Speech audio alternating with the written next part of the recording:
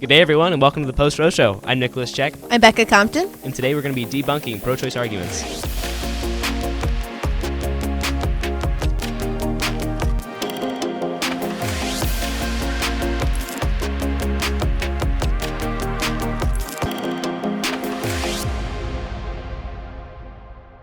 So today in this episode, we are going to be debunking pro-choice arguments.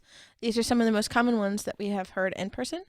And so the first one is it healthcare? Now for this, I am going to have to get very kind of graphic. So please skip to the timestamp that's on the screen if you feel uncomfortable with this topic or feel comfortable with gory stuff and all that jazz.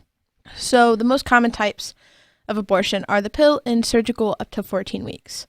So basically, there is another type of abortion which is done in the third trimester, which is even more gruesome than the two I'm going to talk about in general. So I'm only going to talk about the first two. So the first one I'm going to talk about is the pill. When you go to Planned Parenthood, they'll give you a little brown bag and they'll have you take the pill right there and then. And that one is called mifepristone. And this one basically stops the baby's growth. So what it's doing is stopping all the nutrition and stuff going into the baby's system, so it starves the baby to death. There is a reversal for this pill right after you take it, and it has to be kind of right after you take it. And we'll link it down in the description, what it's called, the website, so note of that. And then there's a second pill called mistoprostol, which is basically labor and delivery. So women who, when Planned Parenthood recommends that you stay home for 2 weeks and get some rest, just lay down, it'll be okay, it's like a heavy period. I can tell you it's not. It's very gruesome and extreme agony. It's nothing like you've ever felt before.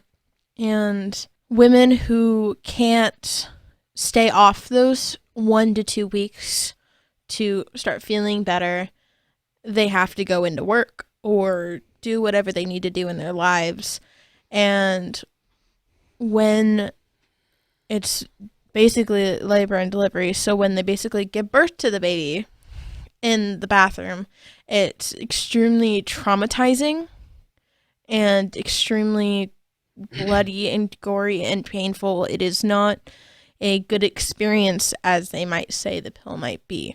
It is the very opposite. The next one I'm going to talk about is the surgical abortion.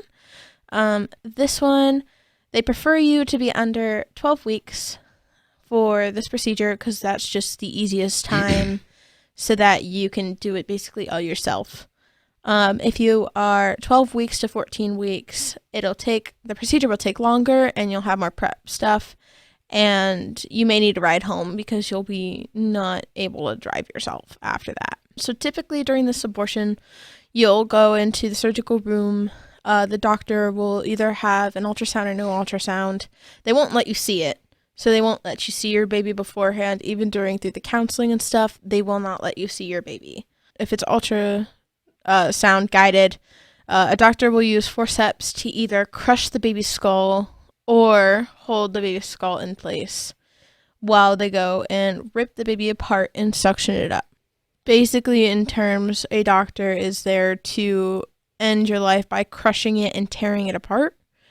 And that, in general, is just not a good thing. I would suggest watching the Abby Johnson movie. It is rated R, so it's not for really small little kids. But your teenagers, I say it's good for them to watch. I watched it at that age. It is called Unplanned. Very much recommend watching it. It has a very good deduction of what the pill does, the agony Abby went through, the surgical abortion, which she had to herself, and the pain and just the sadness that came from that. And then her herself working at Planned Parenthood for many years. And she even has multiple other stories that are out there that you can find of her experience at Planned Parenthood. So in general, the definition of healthcare is caring about someone's health. So these options are obviously not caring about someone's health. They have one human being living, and then they have another one who gets completely demolished and killed and destroyed. very much not healthcare.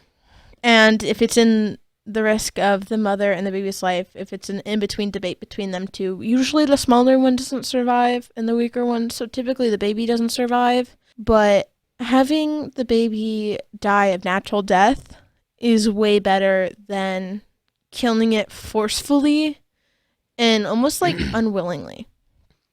So that's just really upsetting. Yeah, and like, and one note to that is just a good like rule of thumb essentially.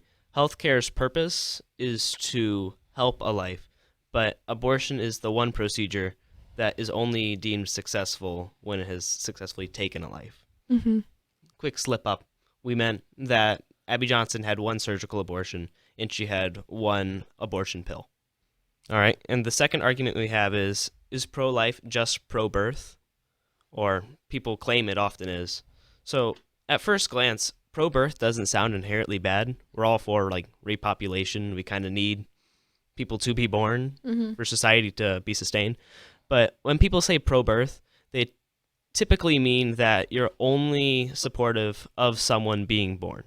After that, like after they're born, you could care less. You don't care if they're abused or neglected, or you're only there just until the moment of birth, and then you're gone. The pro-life movement has always made it very clear that they are for two things. One is to make abortion illegal. The other is to make abortion unthinkable.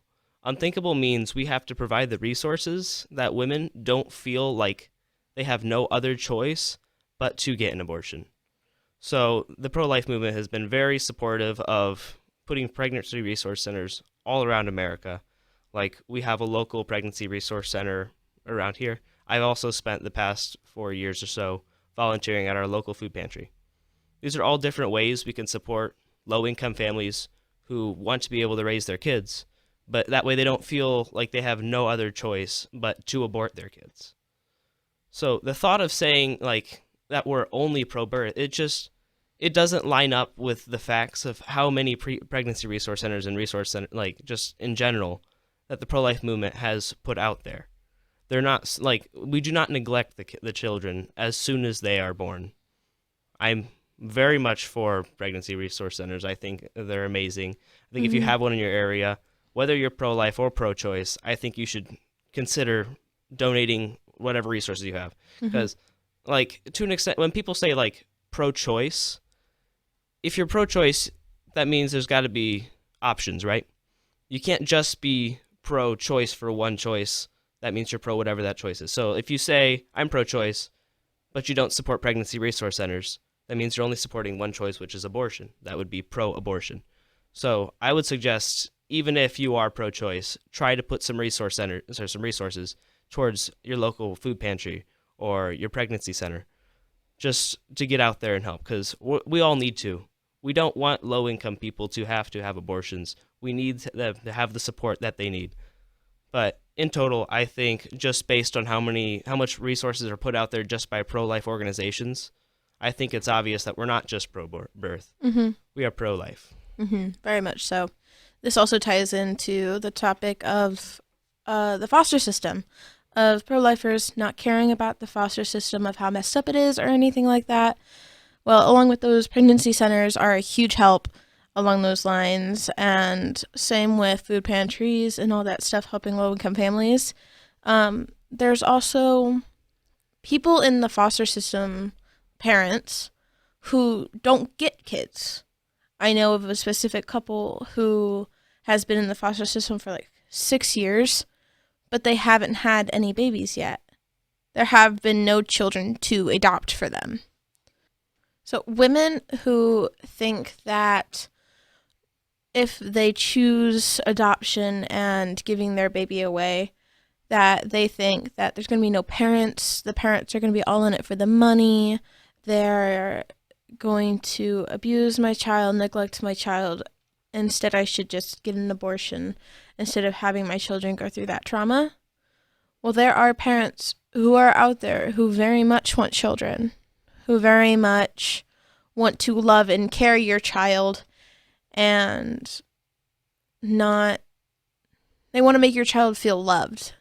And I know this from a few stories from people who I know to people who my parents know to people who a lot of people know who want kids, but there are no kids for them to have.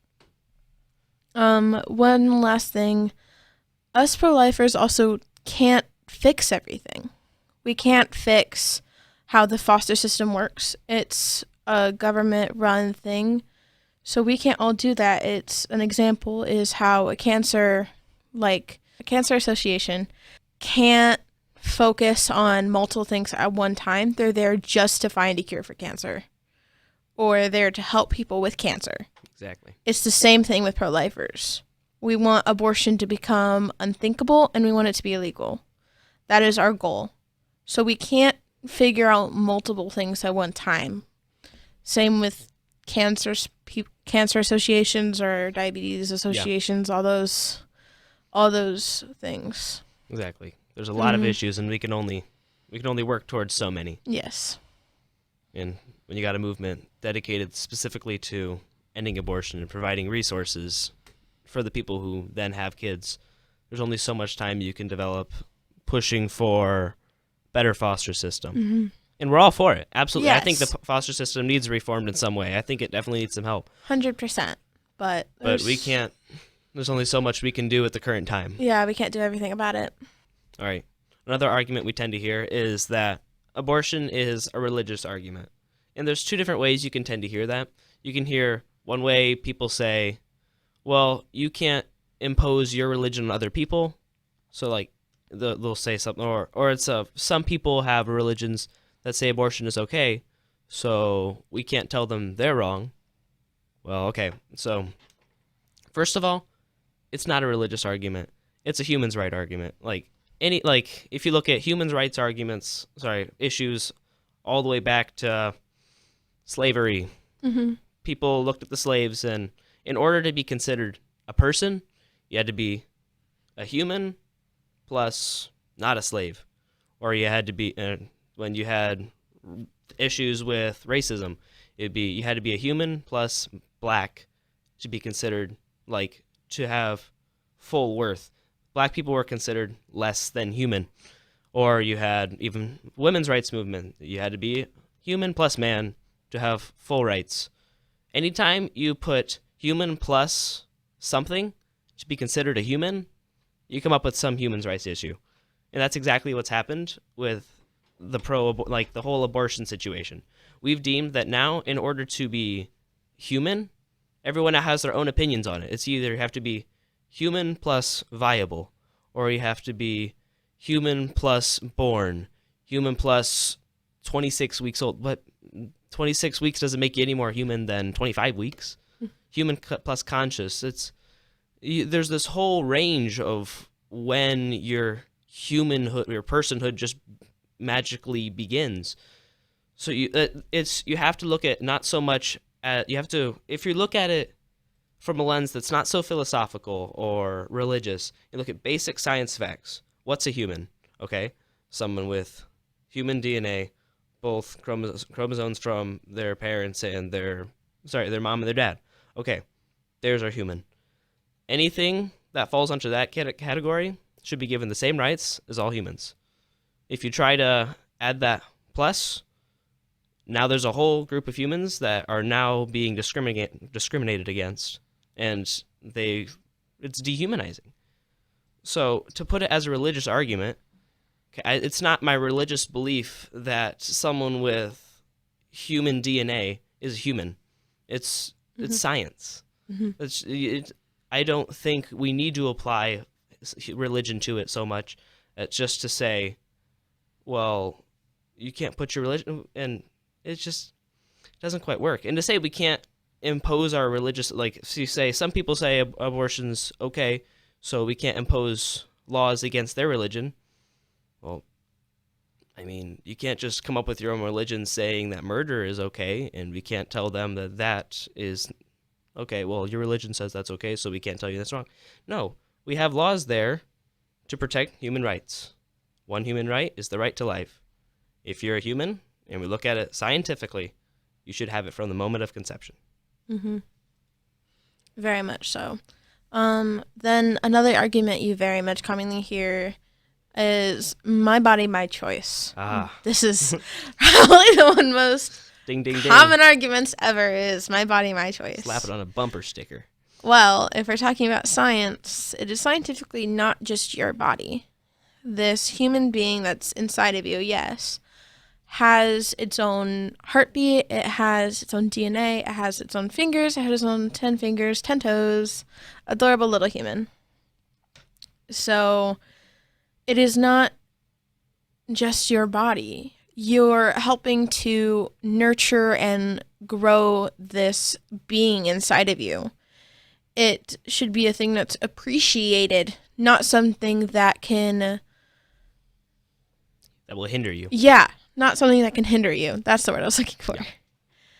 It should be more empowering than anything, not something that can hold you back from life, like work or anything that you love. It shouldn't hinder you from that. So I'm gonna have a picture inserted.